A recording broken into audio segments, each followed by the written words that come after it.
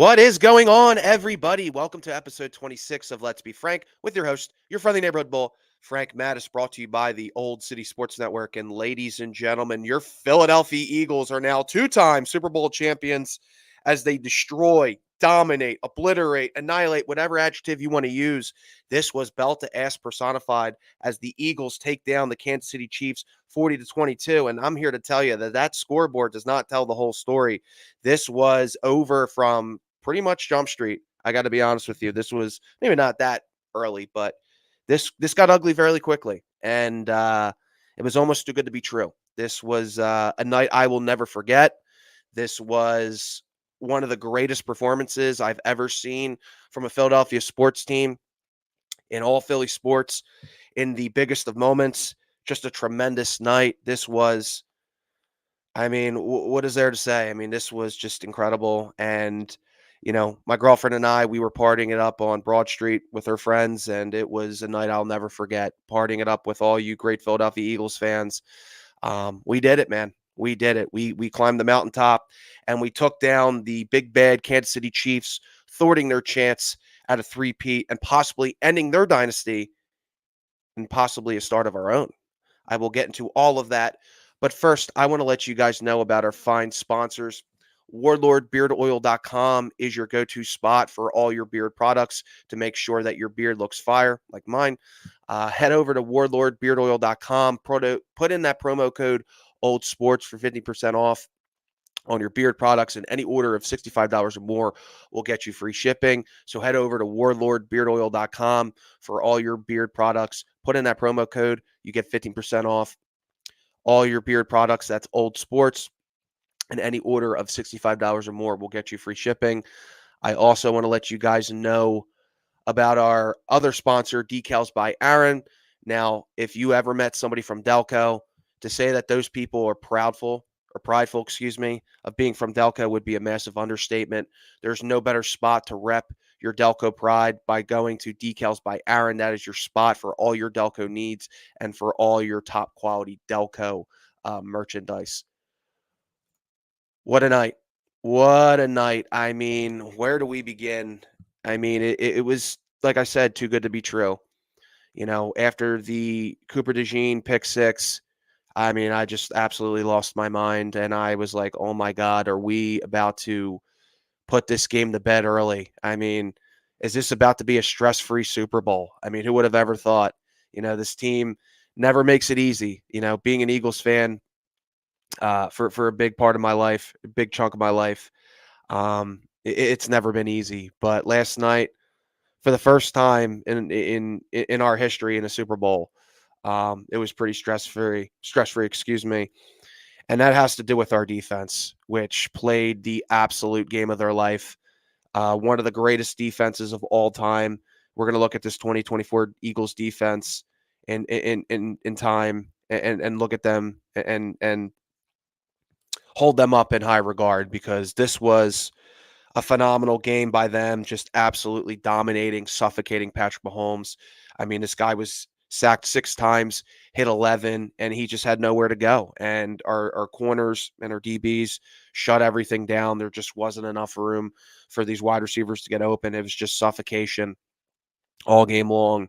And I said that if the Eagles get in Patrick Mahomes' grill, if they make it uncomfortable, he's going to try to overcompensate and try to do too much. And you saw that with the Cooper DeJean pick six. You saw that with the Zach Pawn interception, and just a tremendous job. Going into the season, I felt optimistic about our secondary, but I wasn't 100% sold on our linebacking core, our pass rush. And I thought that this season was going to be mainly about our offense, given the fact that we signed Saquon Barkley to go along with Jalen Hurts and Jay Brown and Devontae Smith and Dallas Goedert and that offensive line. I thought that this was going to be a offensive dominated team, and the defense was going to be a bend don't break team, a bend don't break unit. But this has been, in a lot of ways, a defensive led team, and this was a defensive led performance. Just a tremendous job. I mean, Josh Sweat just absolutely dominant. Joe Thuney had no answers for him. Just a tremendous job by him. Milton Williams, absolutely dominant. Jordan Davis, absolutely dominant. Um, you know, you look at the numbers for Jalen Carter. He didn't show up in the stat sheet, but that doesn't tell the whole story. I mean, they had a key on him, and that freed up everybody else, and they just feasted, man. This was just an incredible performance. And Josh Sweat and Milton Williams, they're heading to free agency, and this could be the last time we saw them in an Eagles uniform because those guys are about to make a shit ton of money. They're about to make a shit ton of money. If you look at the market values of Josh Sweat and Milton Williams, Josh Sweat, excuse me, his market values, according to Spot Track, $18.8 million.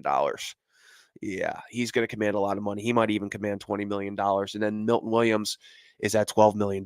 That's his market value according to Spot Track.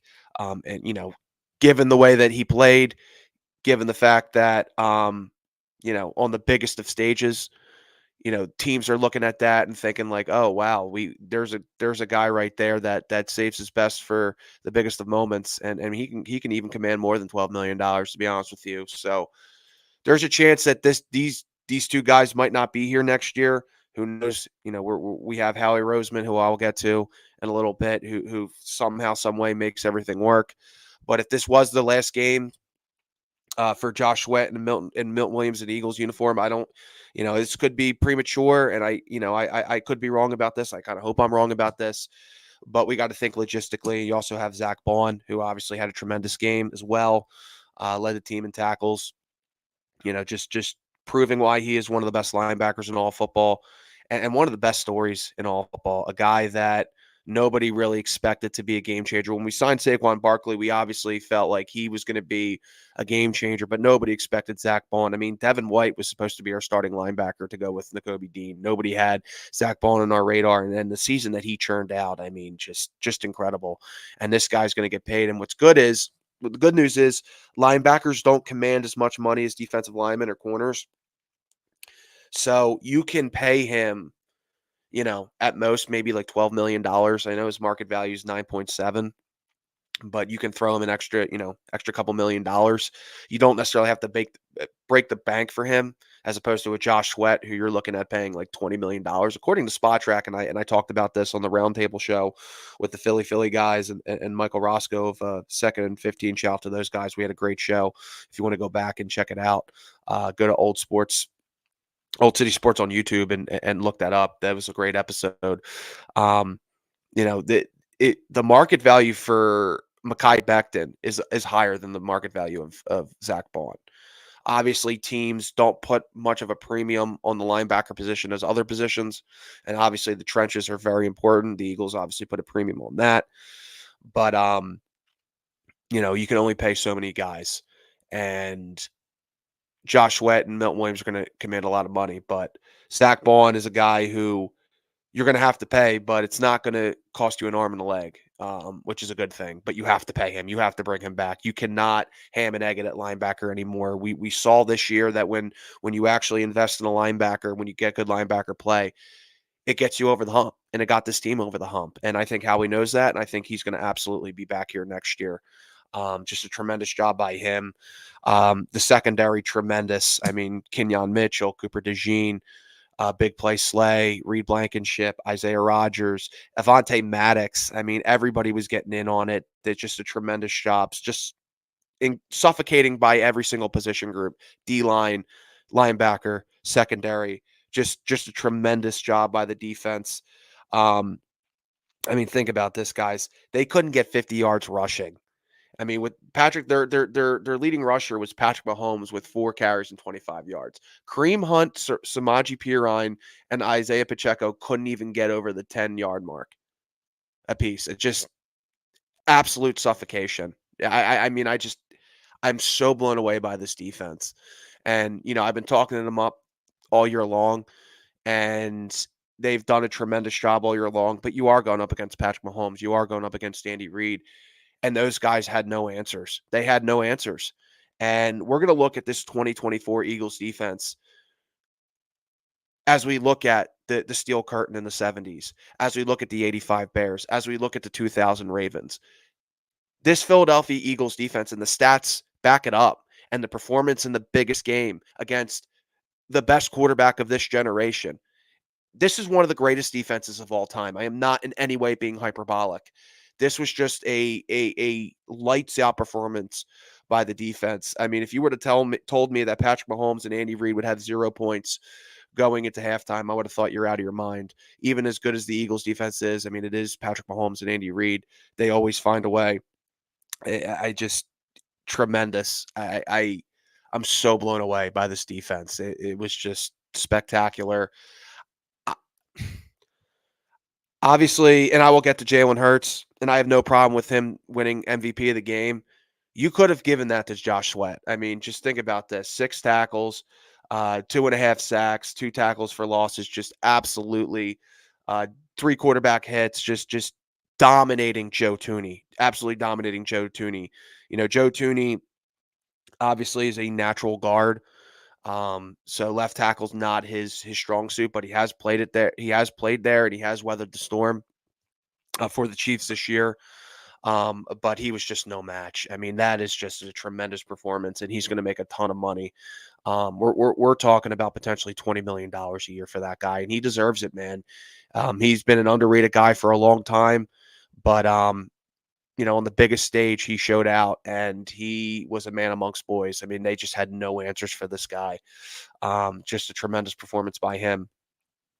And then we get to Jalen Hurts. I think Clay Travis of Outkick said it better than anybody on X.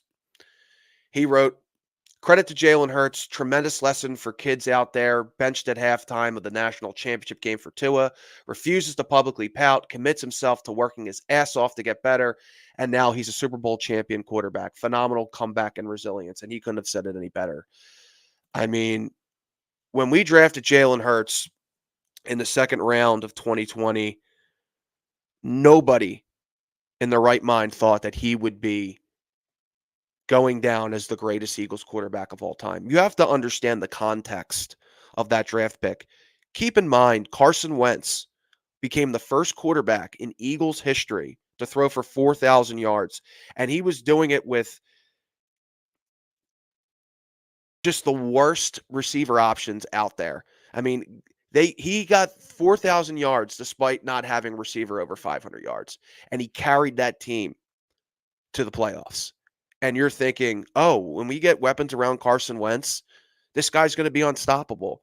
And obviously, Howie Roseman, made the foolish decision to draft Jalen Reagor over Justin Jefferson. And then they obviously drafted Jalen Hurts, and that obviously shattered the psyche of Carson Wentz. I've been a Carson Wentz fan, and I still appreciate him for what he's done. Without that first round bye, we wouldn't have won our first Super Bowl. So I will always have a soft spot for Carson Wentz, but he didn't handle that well. And, it really changed the course of the team. Obviously, Doug Peterson got fired. Carson Wentz got traded. And Howie Roseman stop getting cute in the draft and start getting the best players. Stop trying to get guys that fit it, that fit a certain mold. And he changed ever since then. That drafting Jalen Reagor over Justin Jefferson was the best thing to happen to Howie Roseman, because it forced that dude to adapt. It forced him to look at the bigger picture, to look at the fact that you just got to go out and get the best player. You don't overthink the room. Don't get cute. And ever since then, he's just been hitting home run after home run after home run after home run.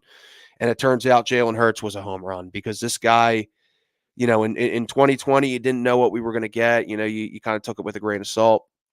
Guys, coaches didn't really have much tape on him. And obviously the season was an absolute disaster. So you were left, with like, who knows what this guy can do going into 2021. I'm like, I guess he's the guy. In 2021, he did some nice things. They obviously went to the playoffs. But there was a lot of things that you look at him and you felt like, oh no, I don't know if this is going to work out. He had a hard time reading defenses. He would bail in the pocket. People questioned his deep ball accuracy. There was a lot of questions going into 2022. And it was a make or break year for him, because they obviously got A.J. Brown to go along with Devontae Smith. And, that was a make or break moment for him, because the Eagles, if he didn't pan out in 2022, they would have absolutely went out and got a new quarterback. There's no question about it. And Howie Roseman talked about potentially getting Russell Wilson, and it turned out to be the best move not to get him, because what Jalen Hurts did from 2022 on, especially in that Super Bowl, made me a believer, because there was a lot of things that I had questions about, and he answered every single question, especially in that Super Bowl game. And, obviously he lost that game, and, 2023, I thought he was fine, even though he turned the ball over quite a bit. I don't think that was an indictment on him that season. It was the culture that was fractured, with the changing of coaches from Sean Desai to Matt Patricia.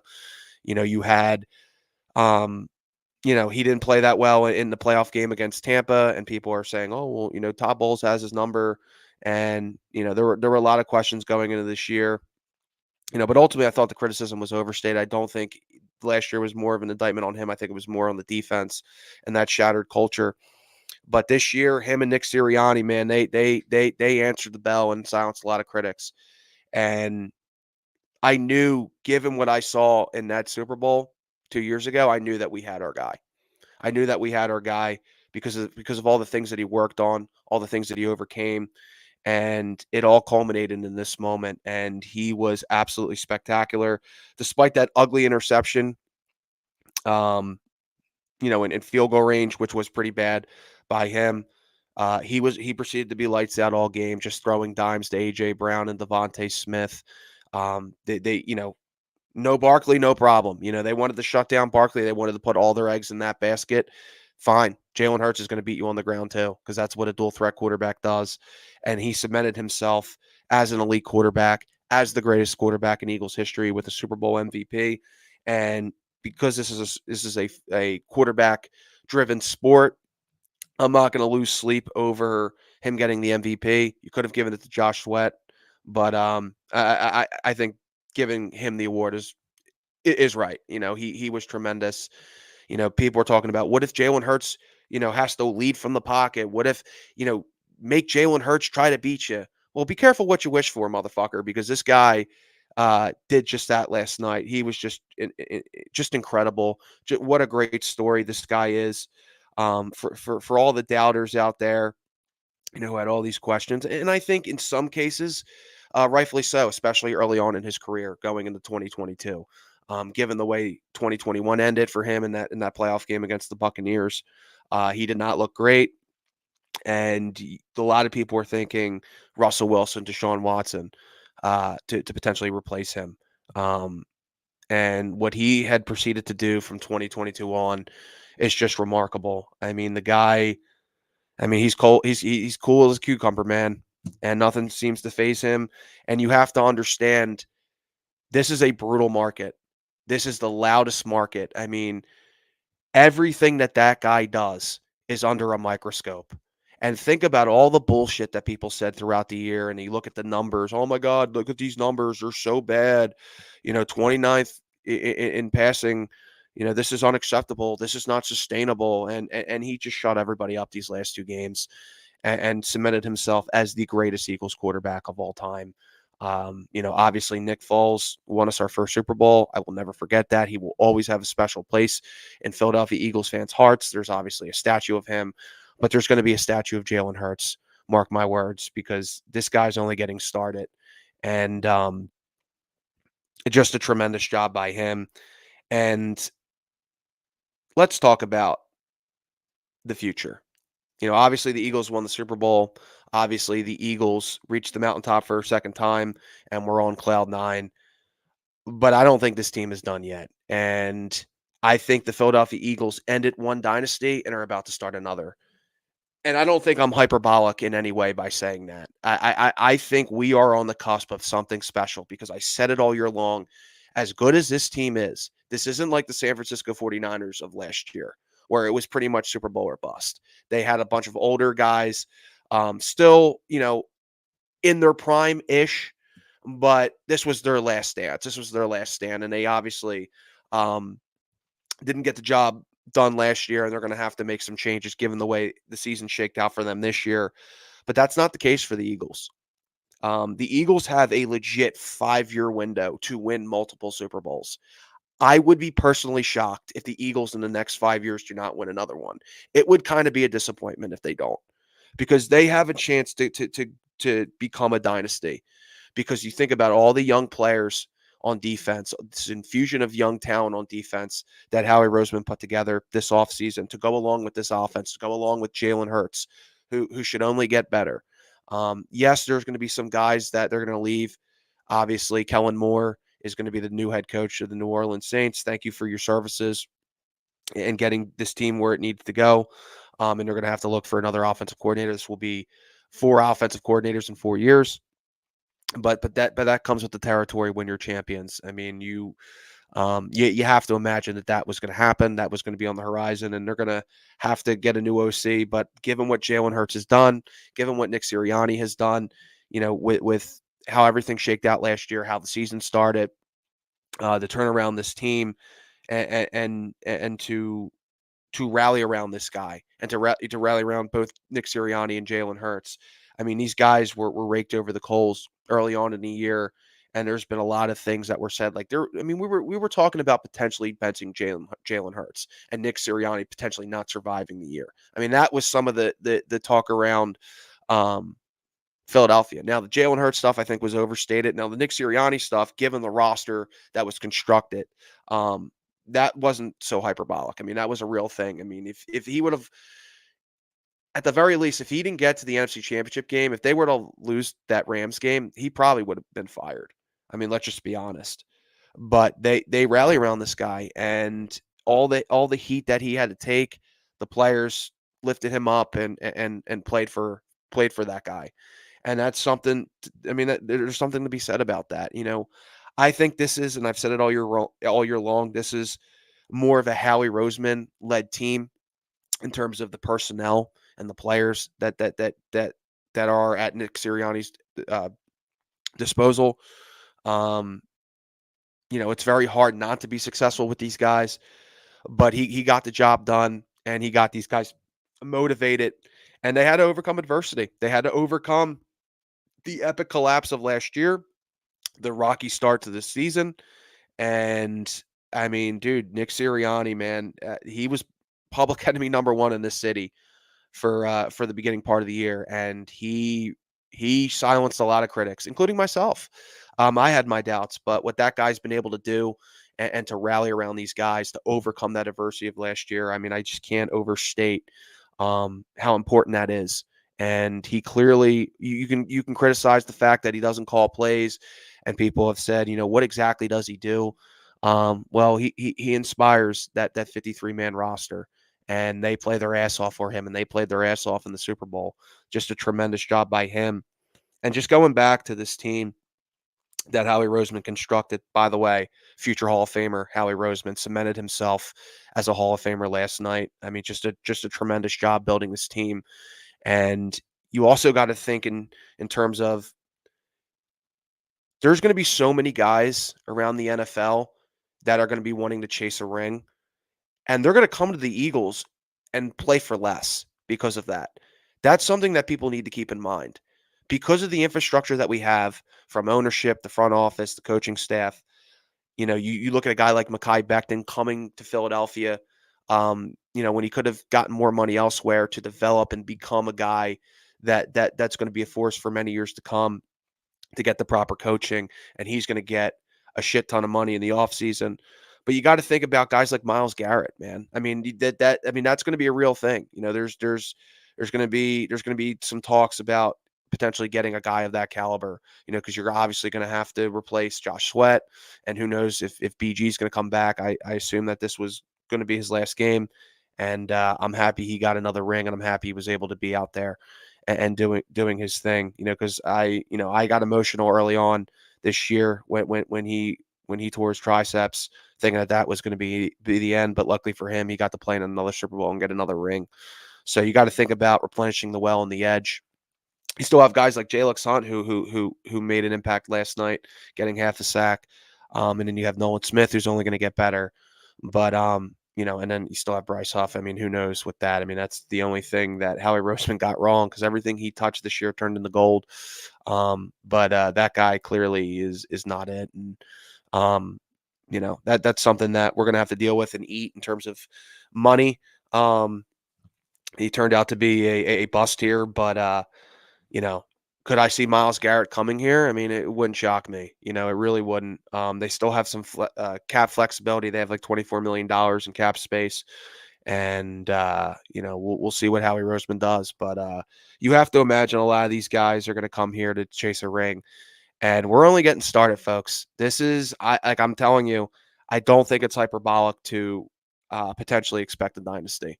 Like, I don't think that's hyperbolic in any way. Given the way this team is built, all the pieces that it has, there's no real weaknesses. And oh, by the way, Jake Elliott was phenomenal last night, and a lot of people were scared to death when given the opportunity to kick field goals. But he was automatic last night. Just a tremendous job by him. There's really no weaknesses on this team. These guys are here for the long haul. They're built for now and the future.